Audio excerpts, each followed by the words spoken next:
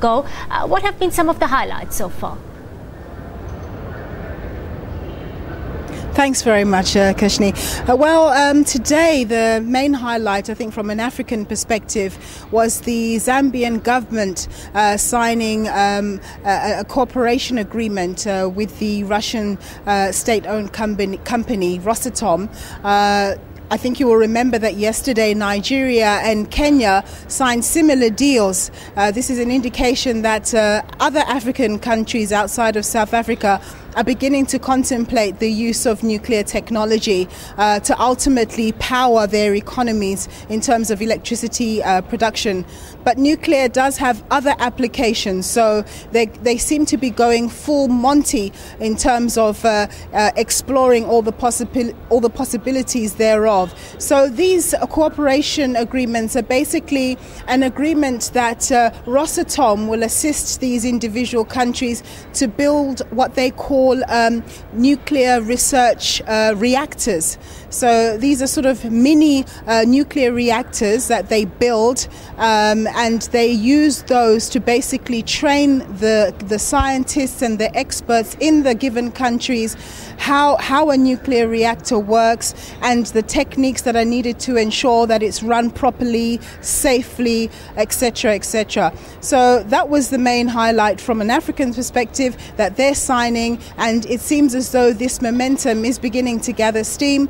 The representative from Zambia was talking about possibly relying on nuclear technology to power their economy within the next 10 to 15 years. So they're very clear about that. We know that in the South African context, the government has talked about us having nuclear energy or power by 2025, 2030. And yet we know that the government has not yet made it clear to whom they're going to award a tender to actually build the contract, because the nuclear power plant, because we know it's not just only the Russians who are in contention, it's China and also France who are also looking to be involved in that arena.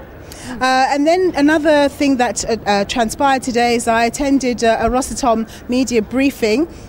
They are the main sort of drivers of this particular conference, and what they were saying is that they've managed to sign about 30 deals over a period of 2 days. These deals involve what I've just referred to in terms of what the African countries have signed up to, but they also signed up with other European countries around issues of fuel supply, technology exchange, just, you know, improving the use and understanding of nuclear energy and so on.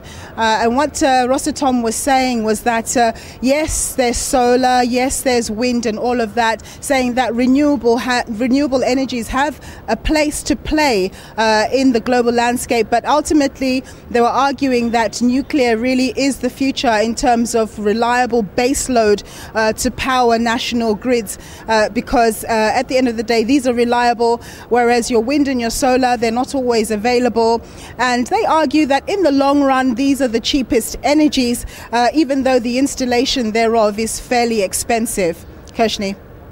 Thank you. That was our reporter Nompusi Ziba coming to us from the nuclear conference that's on in Moscow, Russia. Now she's telling us that Zambia, we understand, has moved one step closer to relying on nuclear power for the generation of electricity.